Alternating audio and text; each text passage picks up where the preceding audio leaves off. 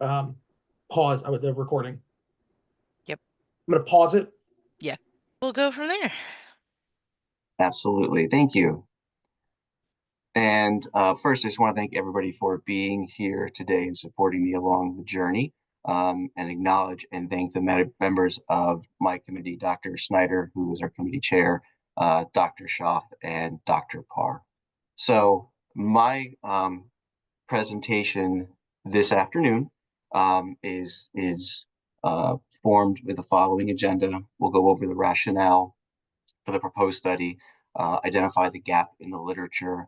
I'll go over the theoretical and conceptual frameworks, look at the research questions, the methods, the protocol, data analysis, and compliance. I do want to start my timer to make sure I am staying on time and on schedule.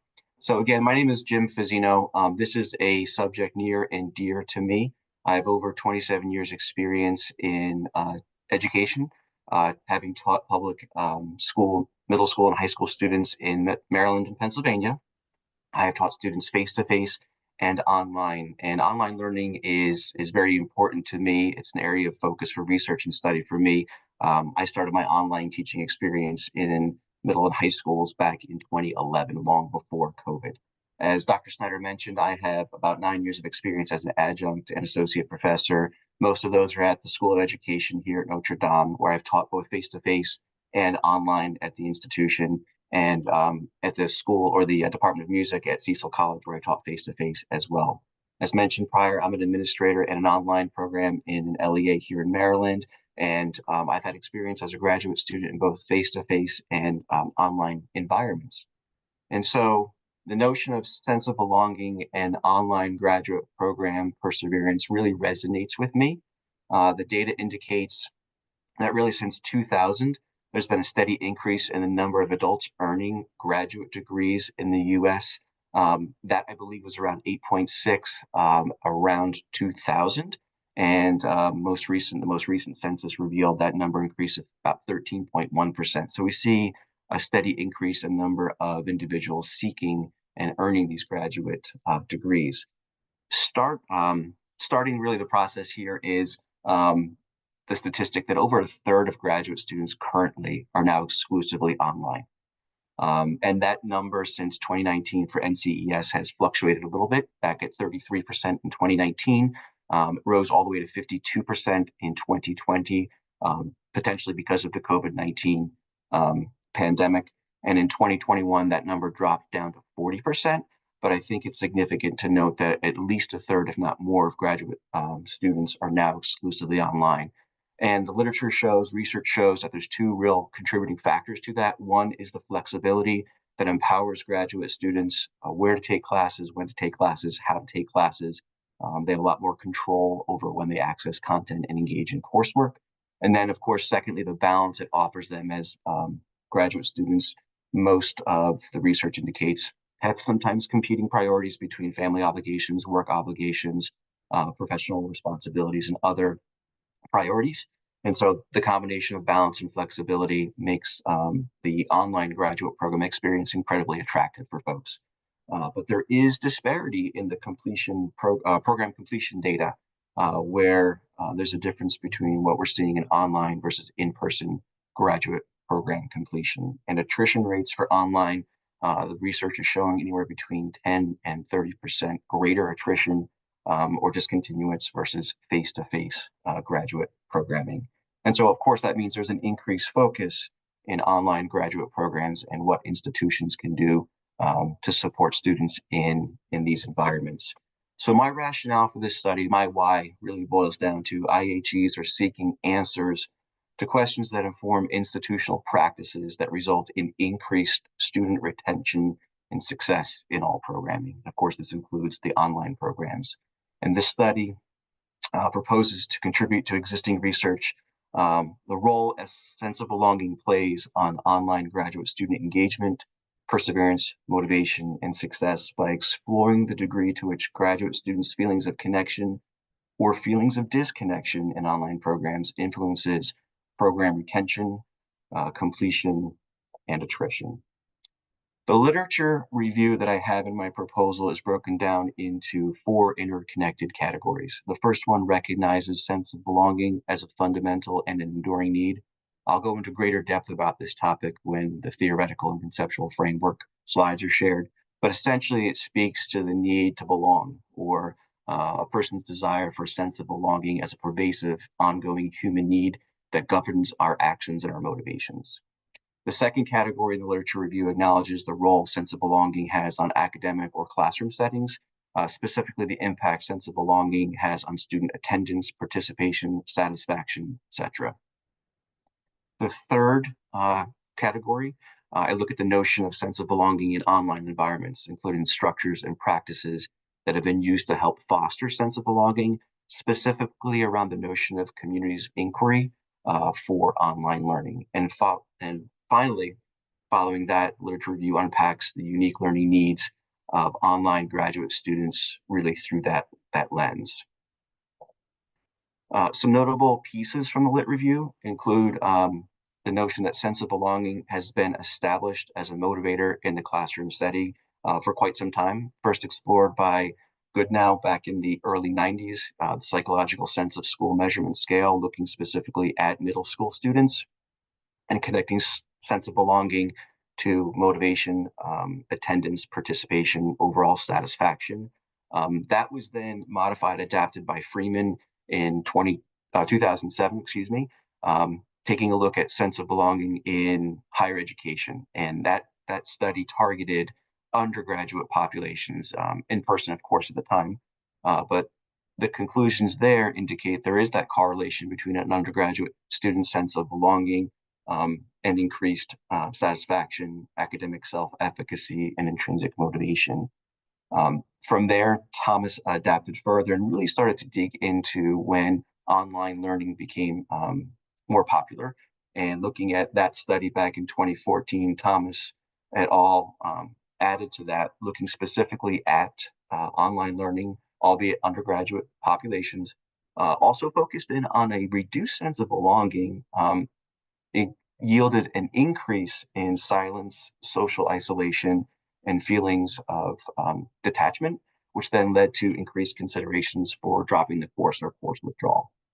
And so that is important, of course, because when you talk about sense of belonging, we look specifically at, what leads to sense of belonging in online environments. And it looks at Rubin and Fernandez's study around teacher presence and social presence in classes and the structures that can be put in place to support a sense of belonging. And in this study, they looked at 126 different sections of 44 courses taught by 55 separate instructors. And the results indicated that in each class or each course roster, course participants from the study had either strong or very strong agreement in their assessments of social and teacher presence. So really that highlights a consistency in perception of presence, those factors leading to sense of belonging, showing sense of belonging is both tangible, maybe palpable for online students. And so this really highlights a focus of the research, individuals in courses, sense of belonging in those courses, but yet doesn't really fold into sense of belonging within the institution itself. Going down to the bottom of this slide, we look at how this sense of belonging through communities of inquiry, Garrison's seminal work, contributes.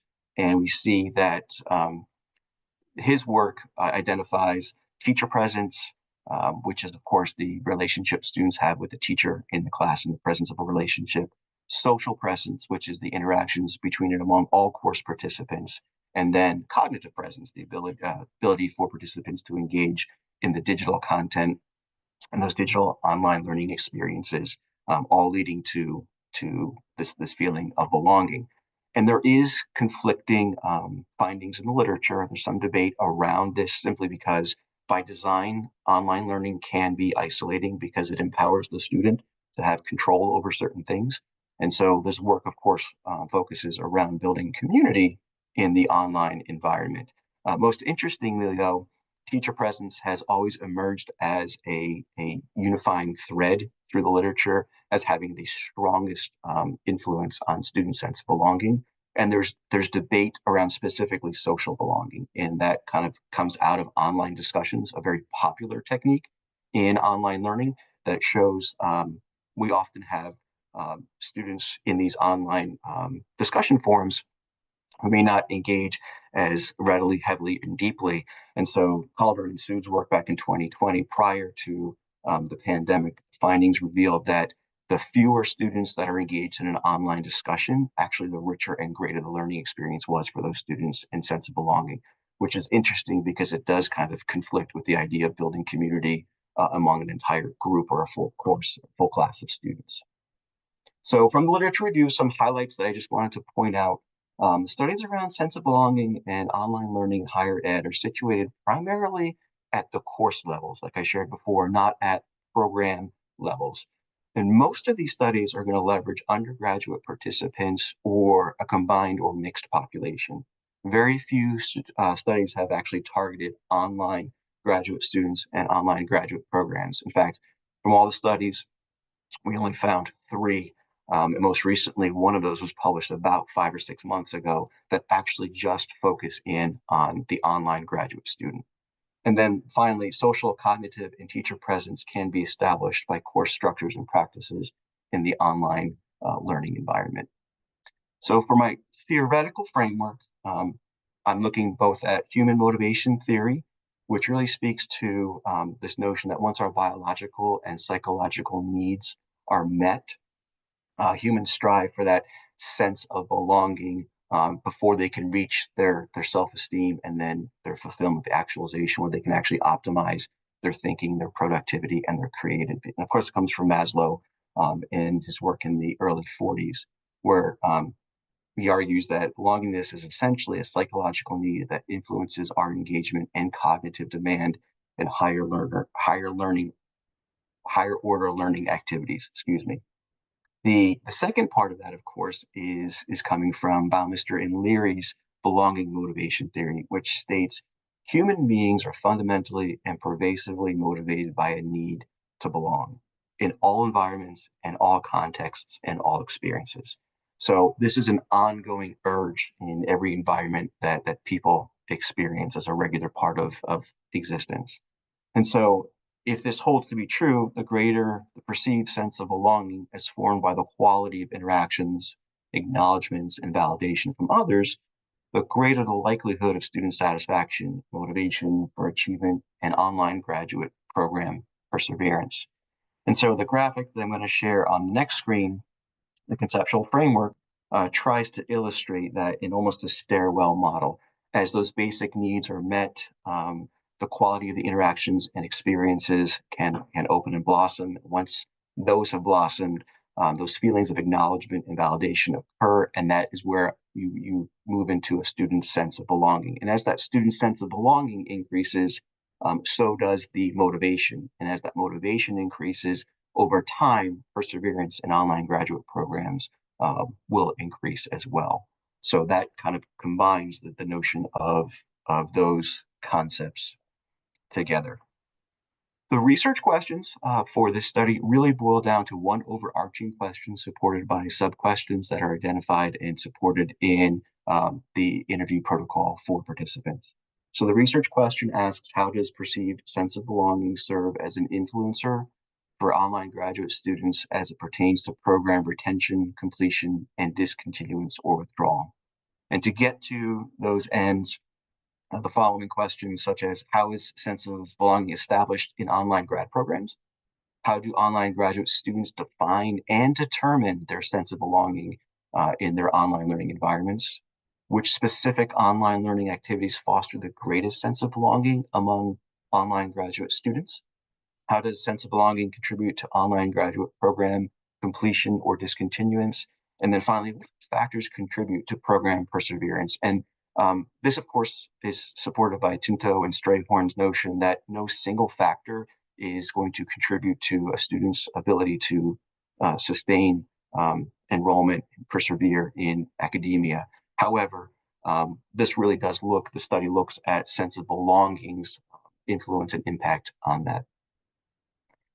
For methods, this study proposes the interpretive phenomenological analysis, or the IPA approach, that allows the researcher to explore the understandings, perceptions, and beliefs among the study's participant group to uncover convergent and divergent themes stemming from a range of participant responses. Of course, this is going to be designed with semi-structured interviews, where those interviews then will be transcribed. There'll be a protocol for transcript analysis that includes coding and then the emerging of themes. Sampling for this particular study is purposive or quota sampling because there are really multiple definitions for online learning, and there are two distinct distinctions that I've identified and shared with my committee.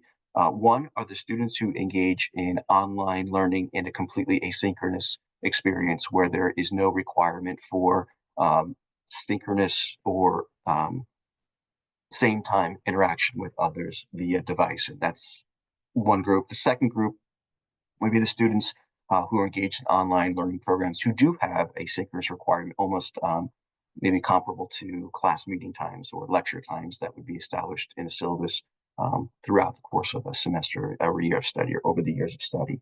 And so to get to that end, the sample will include students who have continued in their programs and students who have not continued. So there are 4 subgroups: those who are continuing in the asynchronous online graduate program, those who are discontinued or discontinuing, those who are continuing in the synchronous, and those who have withdrawn for the synchronous.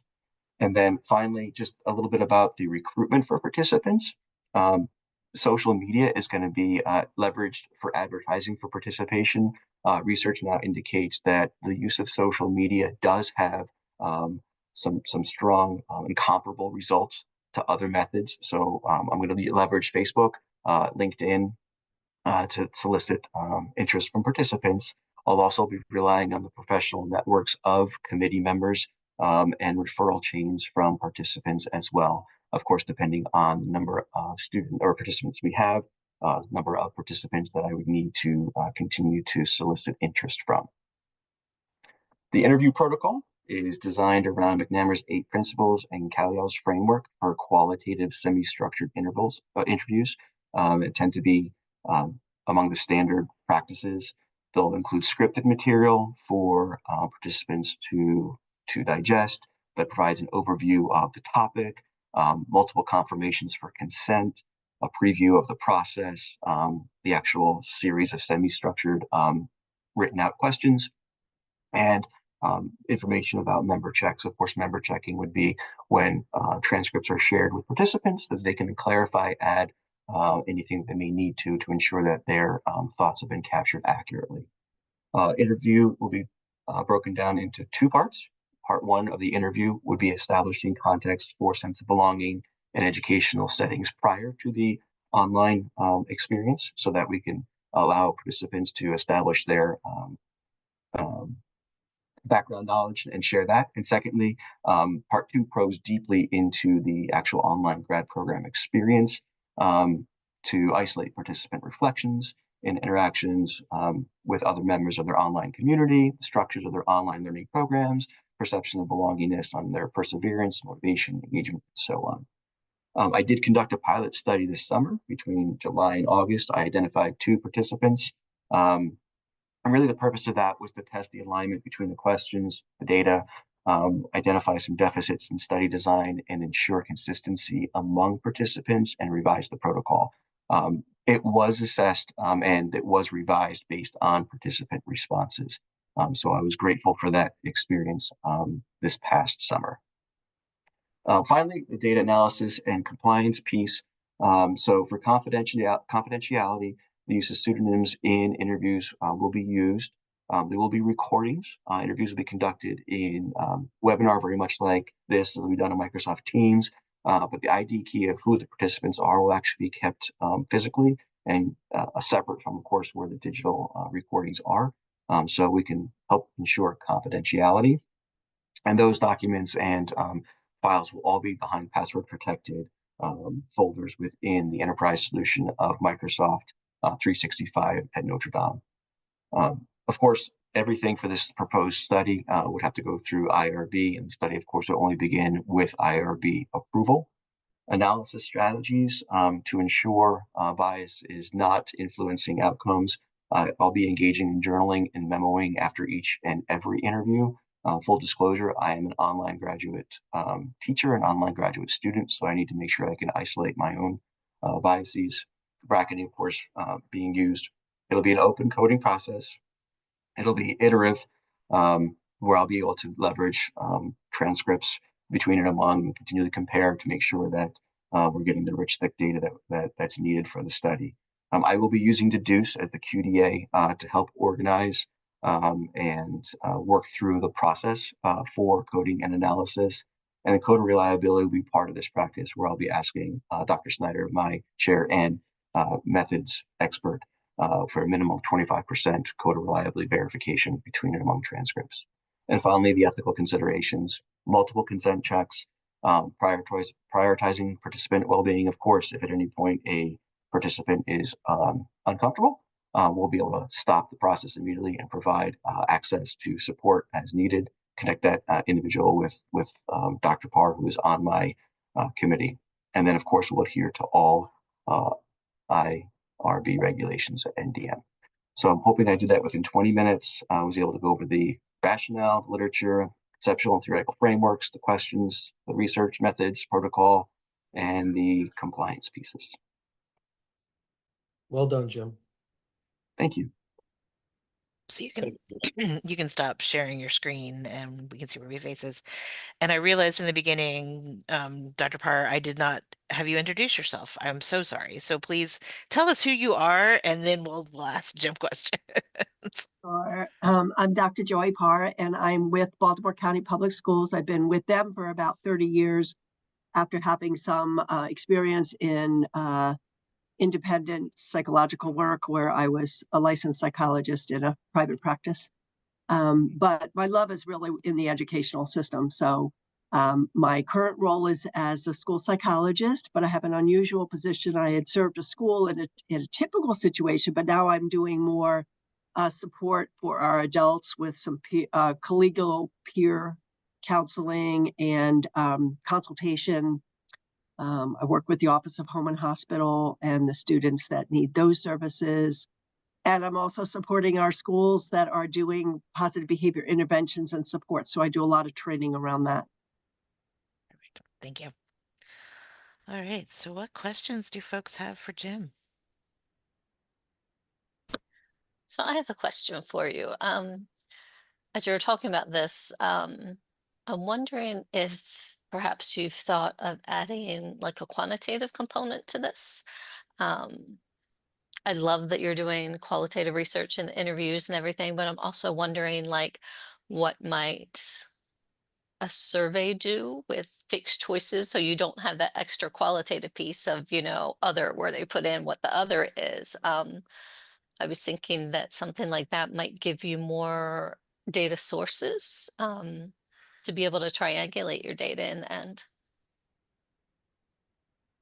Yeah, that's a great question. And honestly, I've been back and forth really for, I want to say maybe even over a year around that, first going through, I want to say back in 703, I mean, just going through the, which is the best way to go. And still, I think that lends itself to additional study because of the topic in and of itself and how it can be qualitative and quantitative, depending on what can be added. I do ask, there is a brief demographic survey that participants will provide, so I can get some information around what type of program they're engaging in, how long they've been enrolled in that program before engaging in this particular study and serving as a participant. There's some other demographic information, and honestly, it's also to ensure that I'm not just identifying students from a single institution, but I'm able to bring in a wider collection.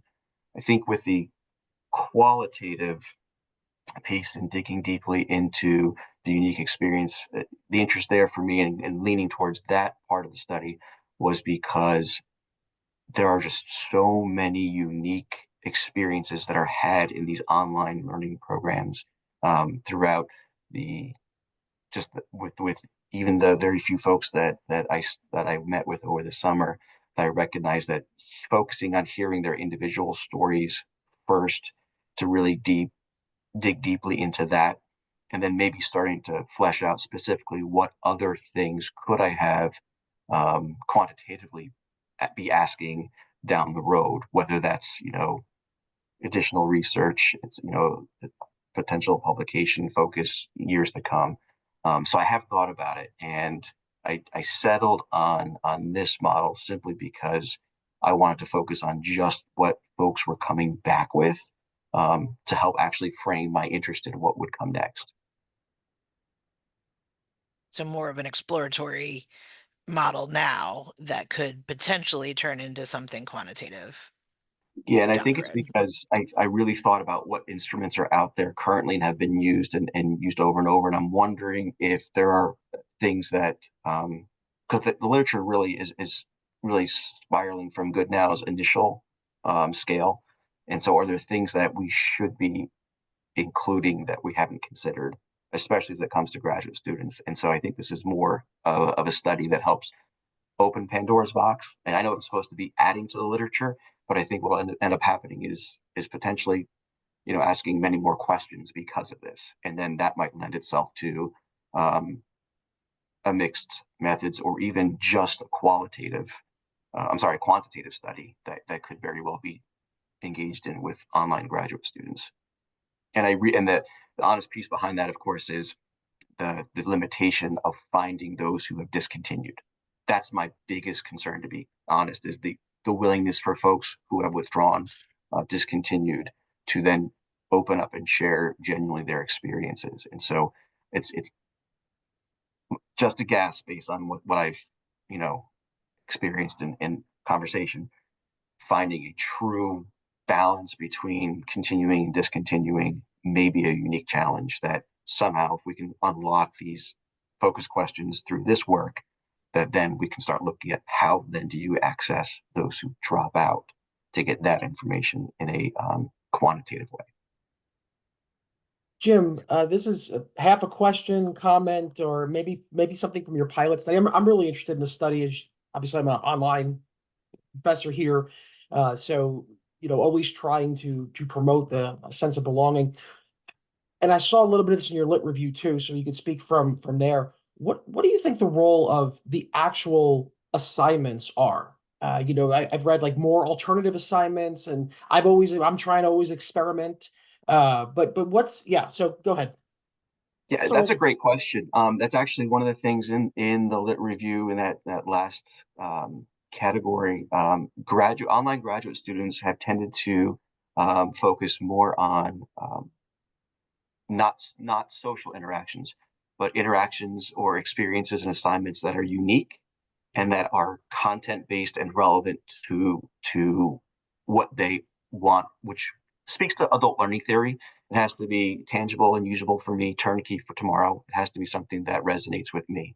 And so I think the level of interest or the connection between the student and the value they see in the assignment or in the task related to their own unique positions is where you see a stronger sense. And I think Oregon study did that. I think it was a 2018 study that did that with, I want to say it was um, medical therapy or physical therapy. It was not an education. It was a bioscience program, and it was all around the interactions they were having around the assignments and the relevance of those assignments to their ultimate goal, which was I believe was a certification, physical therapy or occupational therapy or what it was. And so it's that ability for a student to see the value in what they're doing in the assignment, and as opposed to just I have to do it to get the grade. I got to check the box to get the grade.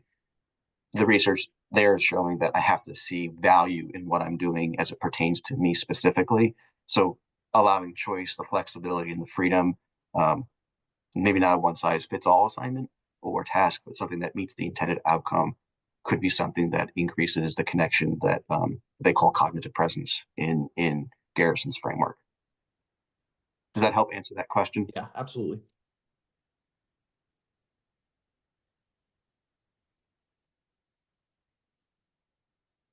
I'm just going to make a comment, not just because, you know, I've read through and, you know, sitting on your committee, Jim, but I was a little bit concerned because I just know how many universities do online learning in a different way. I'm sure that coming up with just categories and just even going through all of that through lit review and through the construction of your frameworks, I'm sure that was a Herculean feat in itself. When you ended up settling on like one particular description or population, I guess is the best way to state it.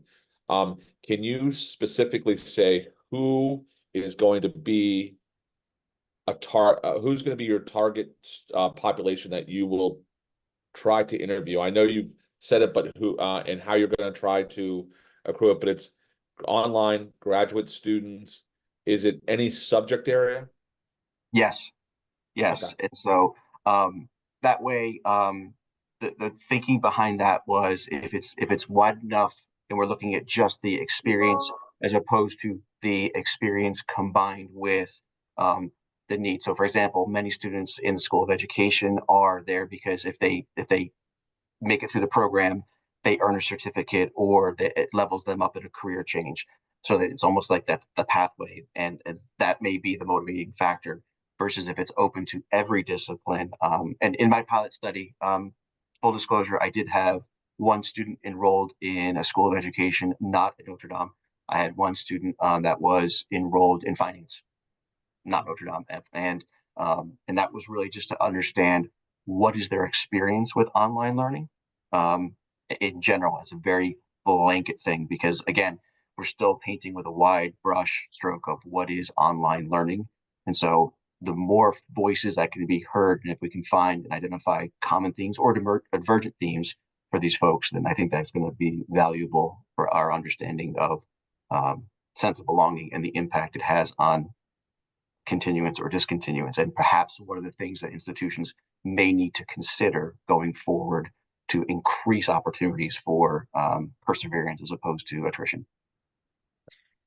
And just as one last little addition there to my question observation is, as you're conducting your interviews, my suggestion is definitely trying to draw out from your interviewee, from your participant, as much information as you can find out about their specific online learning program with maybe, and again, you know, if they're disclosing or not disclosing what their what the school is, just trying to find out just so this way you can really, as you're doing your analysis, you can describe exactly what their program consisted of, like exactly what type of online program they had, what type of synchronous, asynchronous, hybrid, flexible. And I know it looked like you're just going for asynchronous, but also finding out the supports that they had, for themselves or what they had available might be helpful too. So this way it gives a really broad or a really a big profile of each interview. Absolutely, that's a great point. I made note of that. And one of the things that we're looking for very specifically is for them to identify synchronous, asynchronous, continuing, discontinued, and be able to break that down. But also some of the open-ended piece of the semi-structured interviews to allow them the opportunity to express and share exactly what their unique experiences are. And some of those questions lend themselves to supports at the course level, the department level, and in this case it would be for Notre Dame as an example, School of Education, but then also institutional level. And so they really have an opportunity to do that. But I think that's an excellent point in that being semi-structured. If I'm not getting the data or the responses that I need, to make sure I'm following up with those in the moment to get that information that's going to be valuable in understanding the experience of our participants. That's a great point. Thank you. Thank you, Yeah. Jim. And I think, to kind of piggyback on that, I mean, Jim, you and I started this with just looking at online learning as a blanket term, and then, you kind of drilled down into, there probably needs to be this distinction between synchronous learning and asynchronous learning in an online environment. Because they are, as you yourself know, as a participant and as an instructor, vastly different. Yes. And so, I very much applaud your decision to further drill down in that respect. Well, I appreciate that, Dr. Snyder. It was really the work I started 5, 6 years ago when I was looking at undergraduate students and their perseverance in a course, in an online course. And after I kept reading and reading and reading, that's where it started to become more and more evident. It took me a while. It took me about a year and a half to realize there's nothing about who I am in this literature as a graduate student, an online graduate student, and there's nothing that speaks to program perseverance because it's all focused on what's happening in the class. And so I think what's been lost there, and that's where the disparity in the data had bubbled up, and I just had a kind of a light bulb go off and say, can we look at this? Can we look at this in a way that starts to shine a light on it? And but like I said, it probably will be Pandora's box that if you find those kernels, those nuggets that are necessary, then they're just going to promote greater questions, which then of course means more work, but important work, because I would like to see, of course, that disparity diminish. And this actually just popped into my head, and I don't know why it hadn't before now, but do you potentially see this exploratory work turning into, refinement of is it good all that instrument from the middle school and the Freeman instrument from 2007? Do you perhaps see a refinement of a quantitative instrument as a result of this to potentially then go further this?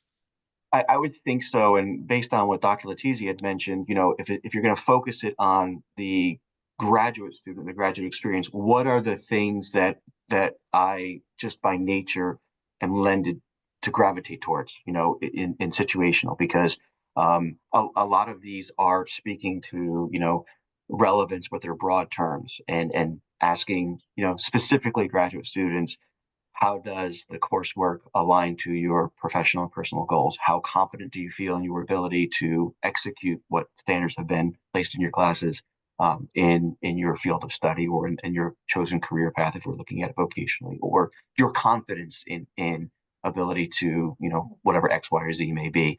And so I think that while a great deal of information is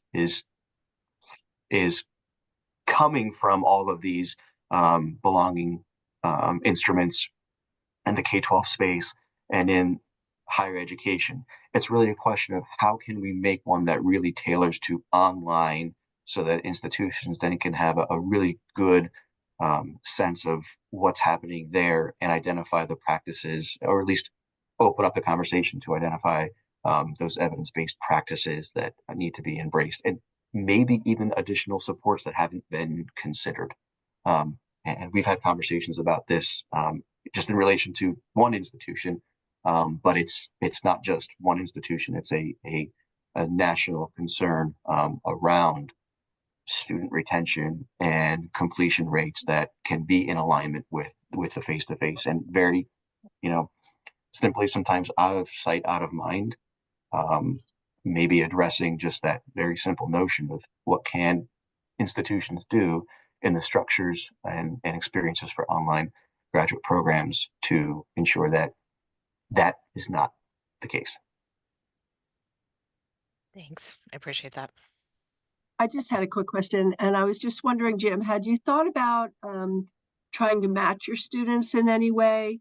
For example, just picking random students and trying to get 3 in a cell may provide quite a diversity among your individuals. So if you were to think about what is their purpose for their online, or what is their purpose for their pursuing a graduate education, where are they in their career, what is the purpose of that particular graduate degree, are they changing career paths, or is it to continue things?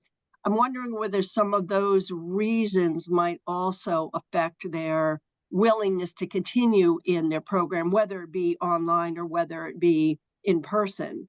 so that you could just kind of differentiate a little bit what the reasons are, as opposed to somebody just not feeling they're connected with the online program?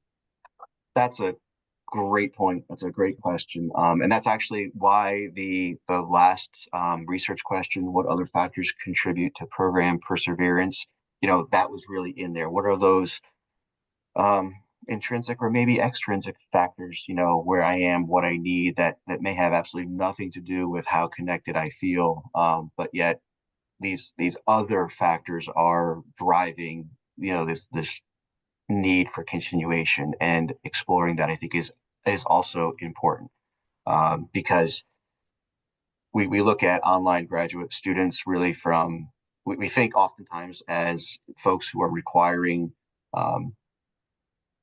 flexibility and balance because they're balancing all these competing priorities.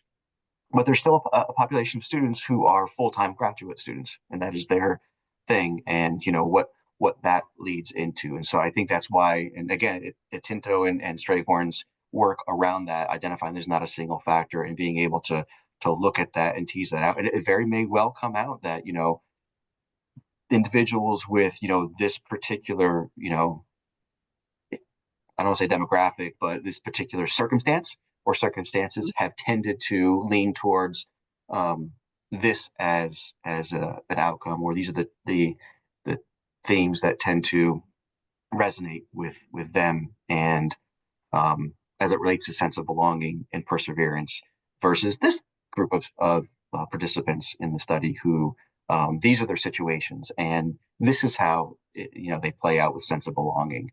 So those were the pieces there that I think that's a great question, and I do believe it's going to be, very much what happens when they start talking and then making those connections between what their circumstances are and what they're attributing perseverance to.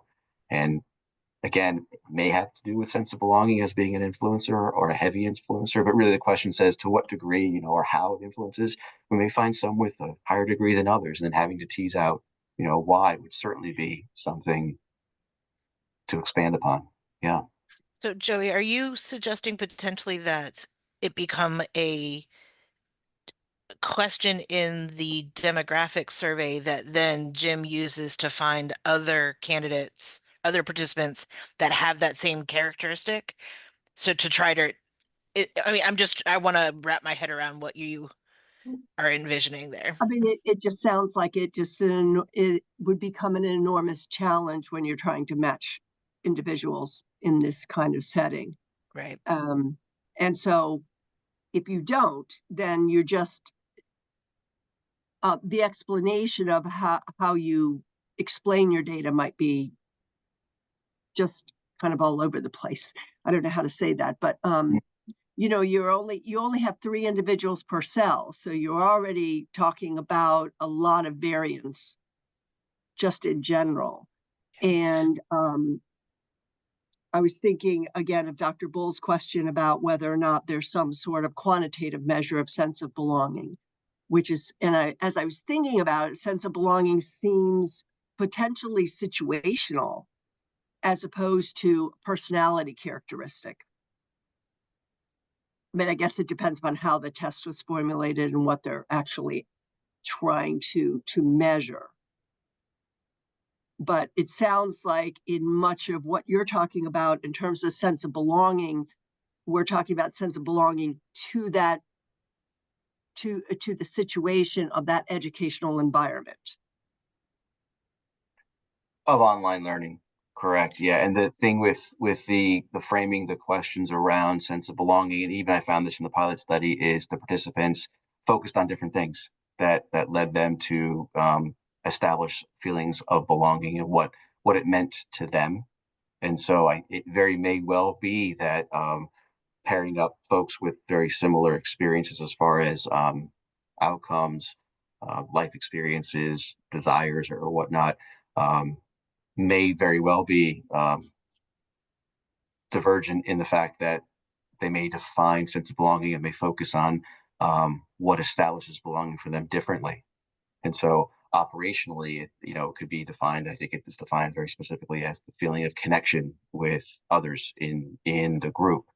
But some people would interpret that around social experiences. Others will determine that in their academic performance. Others will do that in the validation from, solely an instructor. And I've had different responses across the board. And that's why having that open-ended to understand what it is that people are attributing to their belonging, I think is important.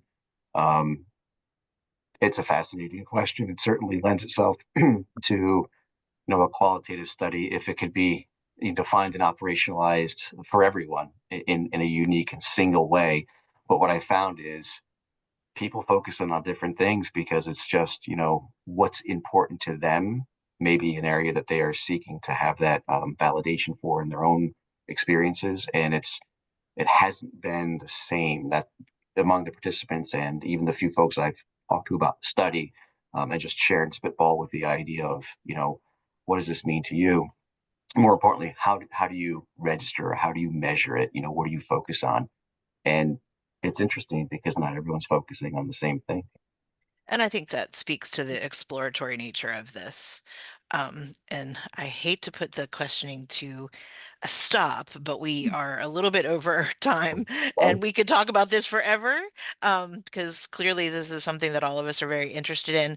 So, Jim, I think at this point we're going to put you and the couple other students that are here in the waiting room for just a few minutes while we discuss, not deliberate, discuss, and take a deep breath, and we'll see you just in a minute, okay?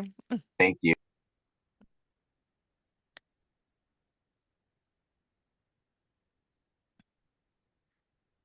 Hold on. All right. Sorry, I didn't know how to interrupt. All right. Well, and Oh, I put Ryan in the I'll room. get him. Okay. Did you get him back in? Yeah. Sorry, Ryan. My bad. There we go. Sorry about that. That's okay. All right. So, I mean, Yeah. I'm all for this. Obviously, I'm the chair. So, I mean, Joey, do you want us to add something to the sampling strategy that looks at trying to match it to some extent? I think that would be an enormous challenge. I think at this point, given the fact that it's an exploratory study, that we just go with that. I think the idea, as Jim said, is to just try to get as much information about the person's background as possible, so that if any of those reasons are contributory to their, either choice to continue with the program or their choice to drop out of a program, then it could be discussed in the discussion section. Okay. I'll make sure to look over his that demographic kind of form that he's going to use as the kind of the precursor to the interview. I'll make sure to look over that again to ensure that that's there. And if it's not, we can add it, and we can certainly add it as an addendum to his IRB application. I mean, I think, for example, as he said, a person that is looking to move along in the educational field is different than somebody who might be moving along in, for example, the field of sciences. Right. Their reasons might be very different, and their flexibility might be very different in terms of how many programs are offered to them. Yeah. And as well as how far along into the program they are when they choose to discontinue, I think is an important variable. Yep. All right. Well, then I will make sure that that's included, and we can run that by you again. Let me just take a look at it again. Sure, of course. Joan, you say that, and all along I've been thinking, of course, he's going to look at students who are in graduate education programs. Like, that's just where my mind went. So yeah, I think it's not. It's everything, because I think finding these students are going to be a hard, well, especially the ones that discontinued are going to be the hardest. Right, like, will they want to spend the time talking to someone about, here's why I dropped out, I'll Right. give you my hour of time. That, I think that would be a challenge. Yeah. Though he did say from his two participants, one was continuing, one was discontinuing. And the discontinuing pilot said, I can connect you with a whole bunch of folks that dropped out. And so we were, ooh, is that going to highlight how bad a particular program is? And is that what we're looking for Right. here? Or, so All right, should we let him back in? yeah, so I think we're good to move him forward. Oh, yeah. Absolutely. Okay, perfect. Yeah. But let's leave the others Yeah. there. All right. Yeah, I'm gonna I let him got in. him. I got Yeah. him. Do you want me to tell him? Yes. All right, Jim, good to see you back. We are pleased to say that you are moving forward with this dissertation. The only thing that we're going to look at is that demographic like form that you're going to use, and make sure that it does include something that we can understand the reason for being in the program. Is it advancement in career? Is it for certification? Is it for what? To make sure that that is something that, if needed, can be teased out in the end. Fantastic. Absolutely. That's an incredible suggestion. I'm going to add that right now. And I think there's something like that already, but maybe we could tweak it a bit.